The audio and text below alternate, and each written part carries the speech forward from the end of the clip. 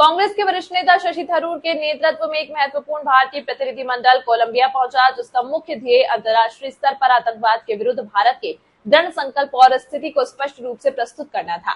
भारत जो सीमा पार से प्रायोजित आतंकवाद से लंबे समय से पीड़ित रहा है, इस पहल के माध्यम से विभिन्न देशों को अपनी वास्तविक चिंताओं और जवाबी कार्रवाइयों से अवगत कराना चाहता है। हालांकि इस प्रयास को उस समय एक अप्रत्याशित प्रतिक्रिया का सामना करना पड़ा, जब कोलंबिया ने ऑपरेशन सिंदूर के दौरान पाकिस्तान में मारे गए आतंकवादियों के प्रति अपनी संवेदना व्यक्त की।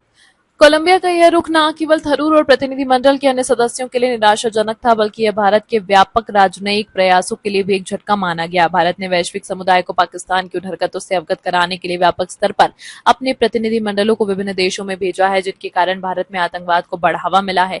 कोलंबिया में जब शशि थरूर ने इस अप्रत्याशित प्रतिक्रिया का सामना किया, तो उन्होंने अपनी निराशा सार्वजनिक रूप से व्यक्त की। प्रतिष्ठित समाचार पत्र द हिंदू की एक रिपोर्ट के अनुसार थरूर ने स्पष्ट शब्दों में कहा कि भारत सरकार कोलंबिया सरकार की प्रतिक्रिया से संतुष्ट नहीं है।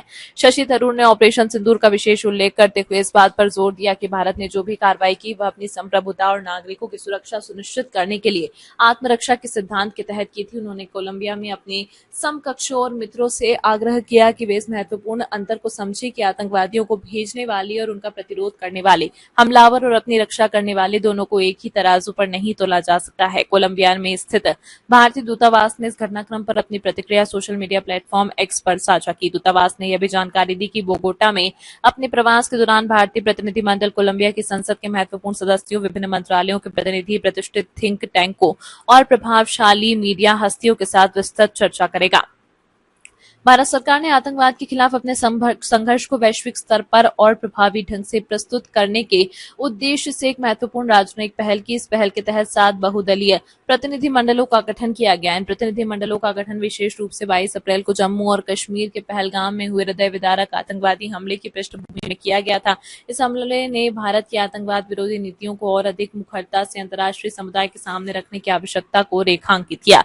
इस व्यापक राजनयिक प्रयास का एक महत्वपूर्ण लक्ष्य यह सुनिश्चित करना है कि विश्व समुदाय भारत की आतंकवाद विरोधी नीतियों को पूरी तरह से समझे और उनका समर्थन करे। पहलगाम में हुए हमले के बाद यह पहल भारत के दृढ़ संकल्प को दर्शाती है कि वह आतंकवाद के मुद्दे पर किसी भी प्रकार की गलत फहमी को दूर करेगा और वैश्विक स्तर पर इस खतरे के खिलाफ एक साझा समझ विकसित करेगा। I have to say that we were a little disappointed in the reaction of the Colombian government, which apparently expressed heartfelt condolences on the loss of lives in Pakistan after the Indian strikes, rather than sympathizing with the victims of terrorism. We will say to our friends in Colombia, there can be no equivalence between those who dispatch terrorists and those who resist them. There can be no equivalence between those who attack and those who defend.